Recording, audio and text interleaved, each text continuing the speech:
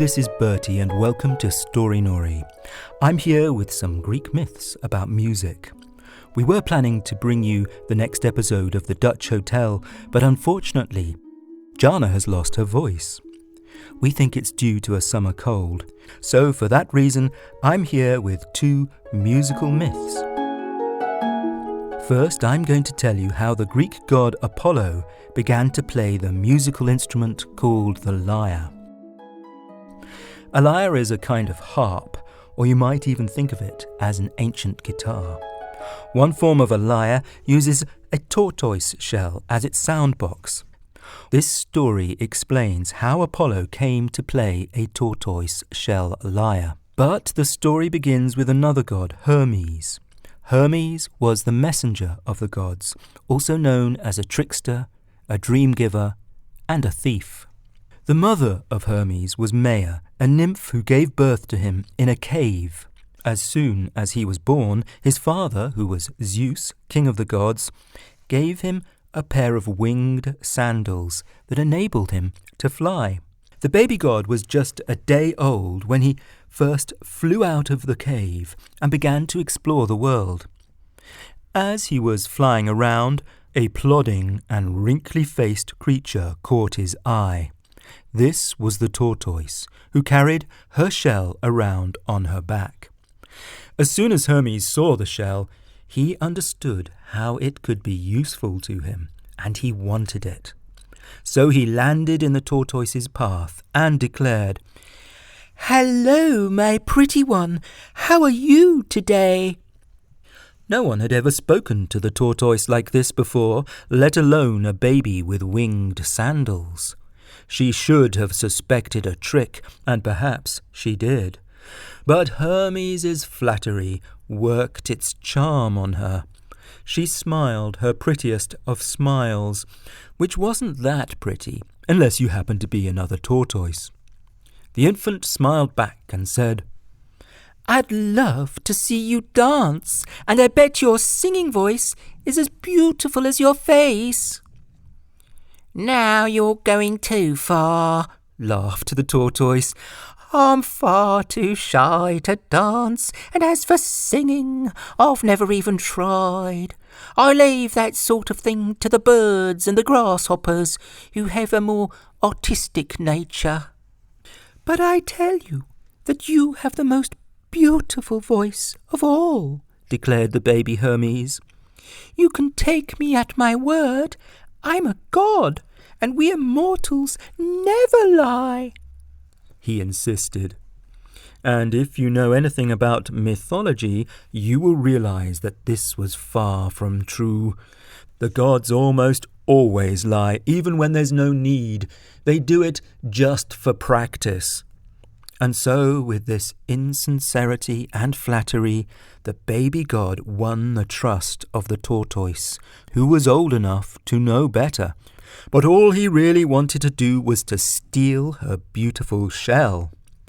When she was looking the other way, he grabbed it off her back and flew off with it, leaving the poor tortoise behind, shellless and homeless. And the moral of this part of the story, in case you haven't understood it yet, is this: never talk to strangers. The shell had made a snug house for the tortoise, but Hermes had a different idea for it. Before he could make his invention, he needed something else, the horns of a bull. So he began to think about some more mischief that he could play. He knew, because the gods know everything, even baby gods, that no thief should ever dream of stealing the cattle of the sun. The cattle of the sun were the blessed cattle of the immortals, guarded by the sun god Apollo, and anyone who stole them could be thrown down into the deepest, darkest depths of Tartarus, a punishment far worse than death. So since it was totally forbidden to steal the cattle of the sun, Hermes wanted to do it. He was that sort of baby. The temptation was too great, and so he flew directly to the mountain where Apollo kept the holy cattle. He found them grazing the sweet grass of a slope overlooking the sea. The baby god chose 50 of the best cattle and started to drive them away. Only he did this in a cunning fashion.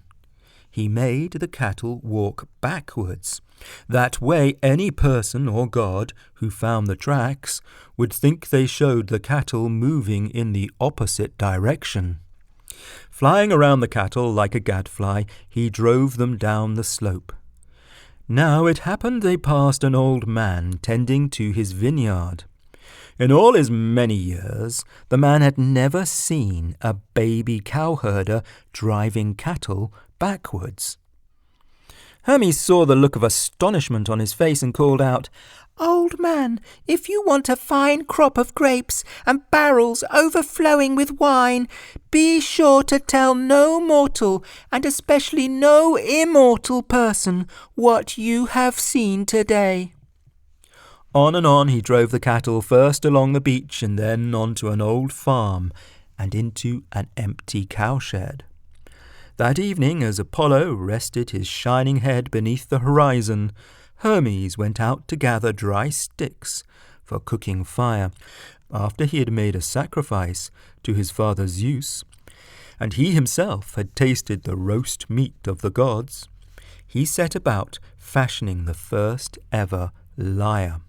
The horns of the bull made the frame of the lyre, and the tortoise shell became the sound box to amplify the music.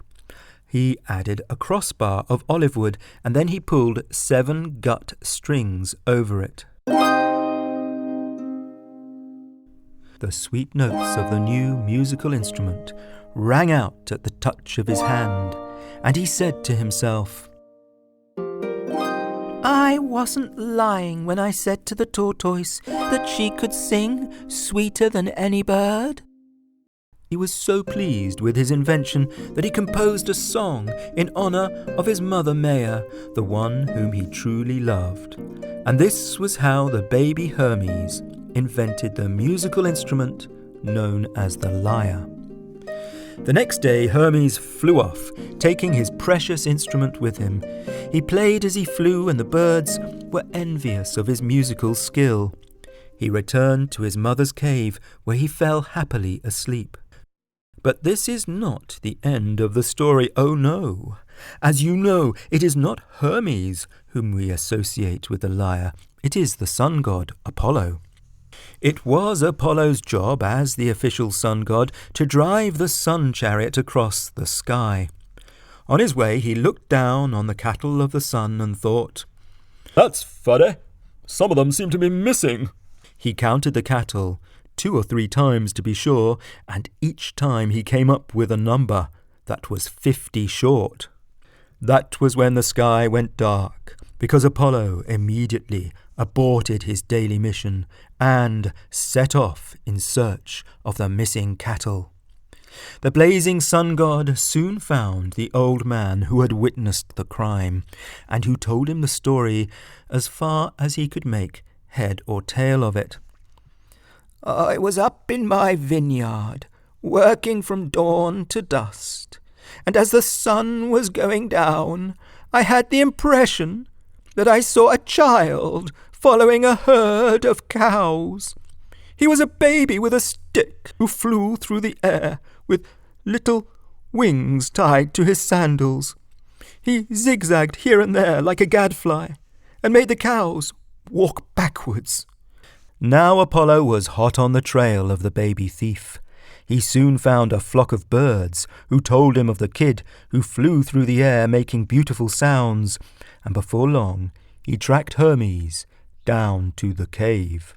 When the sun god filled the cave with golden light, Hermes sucked his thumb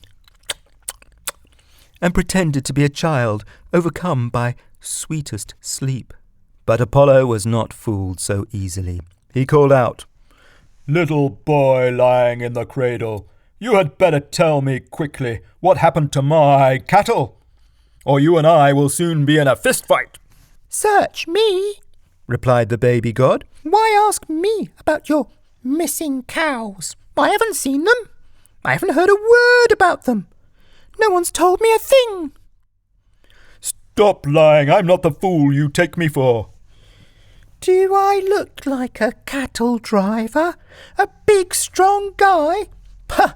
I'm not interested in cows. All I want is my baby sleep and my mother's milk. By now Apollo's golden skin had turned red with rage. Hand over my cattle right now before I cast you down into darkest Tartarus for ever and a day, he bellowed. I wish all the cattle in the world would drop dead. I didn't steal your cows. Apollo made his move and would have seized the thieving, screaming child, crib and all, if Hermes had not acted just in the nick of time.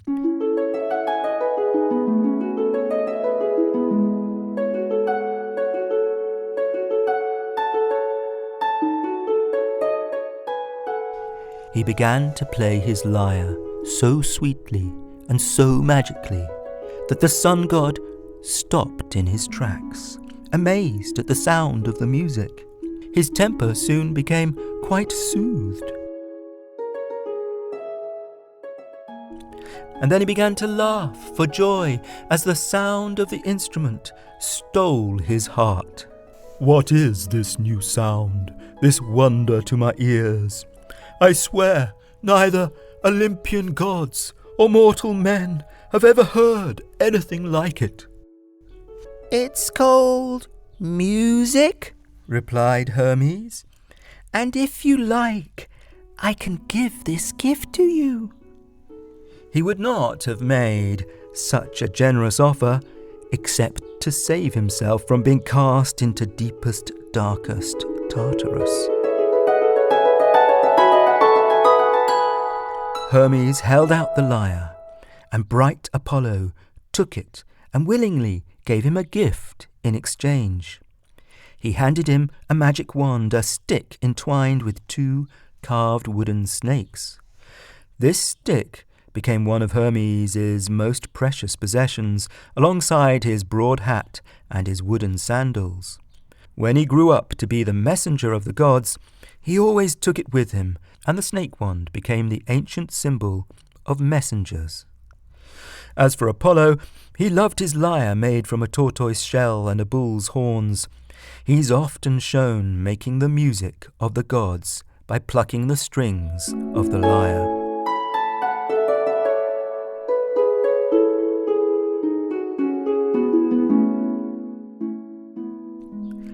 And that's the ancient myth of how Apollo acquired his lyre. I hope you enjoyed it.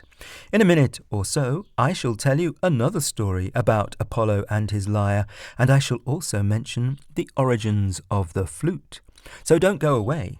But first, I'd like to tell you about our wonderful sponsor, Little Passports. So, summer's here, and the age-old question, how shall we entertain the family, is on every parent's mind.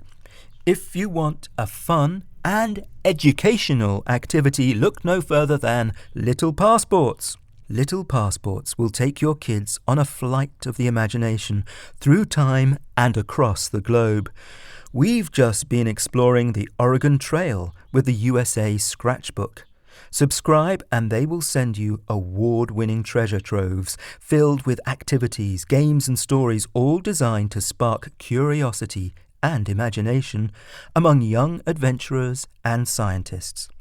Whether building a solar-powered robot, creating a Spanish mosaic, or playing with animal friends in the Serengeti, kids aged 3 to 10 will love learning with Little Passports. For listeners of the show, Little Passports is offering new customers 20% off when you go to littlepassports.com/storynori. That's 20% off when you go to littlepassports.com/storynori. littlepassports.com/storynori. Now, to return to our theme of ancient music.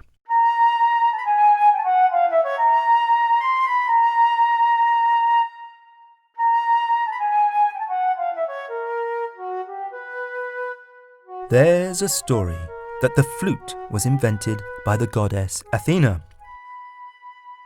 She revealed her invention at one of those immortal parties on Mount Olympus, when the gods and goddesses lounge around for centuries, sipping ambrosia. Athena thought some flute playing would make a welcome distraction from all the gossip and backbiting. She took out her invention, but when she blew into the flute, her eyes went cross-eyed and her cheeks hollowed out and went bright red, before turning purple. The queen of the gods, whose name was Hera, was highly amused by Athena's puffing. "Our goddess of wisdom looks like a perfect fool," she said. "And quite ugly too," added Aphrodite. This was not the effect that Athena was aiming for. She dropped down to earth, where she practiced her flute by the side of a lake. Her reflection in the water showed her that the gossipy goddesses were not far wrong. She did not look at all her best when she was blowing into a flute. In disgust, she cast the flute away and never gave it another thought. Now, sometime later, a god of the woods called Pan found the flute. Pan was a minor god with the legs of a goat, and did not have the right to live up on Mount Olympus and look down on the world from a great height. In fact, he's generally thought of as a hanger-on of Dionysus, the god of wine. But he did have musical talent, and he practiced and practiced on the flute until he became pretty proficient at it. He was so pleased with his progress that he challenged the Olympian god Apollo to a musical contest. The Hellenovision contest was quite an occasion. The judges were to be the nymphs and satyrs and birds of the woods, and presiding over all the judges was King Midas, who happened to live nearby. You may have heard of him. He was the king who had the golden touch. All that he touched turned to gold. He had been cured of that terrible curse, but now he was about to incur an even worse fate. So first up, Pan made a magical sound on his flute.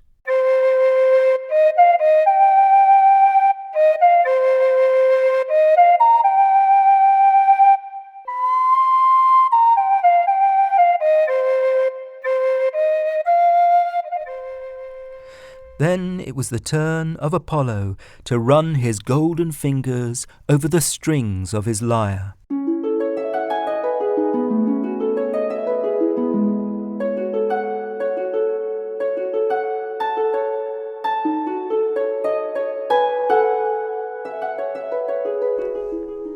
Now, I cannot say who was the better player, but the judges understood that it was only wise and safe to pick Apollo. Apollo was a much more powerful god than Pan, and to go against him was distinctly dangerous. Everyone understood this well, except for King Midas. He thought that the point of being a judge was to give his honest opinion. Poor fool! "I adored the flute, so light, so tripping, so joyful, so happy," he said. "And therefore I give my vote to Pan." In a life famous for foolishness, this was probably the most foolish thing that King Midas ever said. Apollo grew so hot with anger that he almost set alight to the woods. "Since you have the musical taste of a donkey," said the god, "from now on you shall have the ears of a donkey." And poor Midas found that his ears had grown long and furry. He felt such terrible shame that he had no choice but to wear a turban wrapped around his head for the rest of his days. Only his barber knew his secret. How Midas wished that he was bald, but his hair grew thick and long like a lion's, and he had to have it trimmed once a month. At first the barber kept this terrible secret, but eventually He could hold it inside him no longer. So to relieve himself, he went out for a long, lonely walk and spoke to some reeds. King Midas has donkey's ears, he confided. Little did he know that the reeds would repeat the wonderful secret to anyone and everyone who would listen. All day long they whispered, Midas has donkey ears. Midas has donkey ears.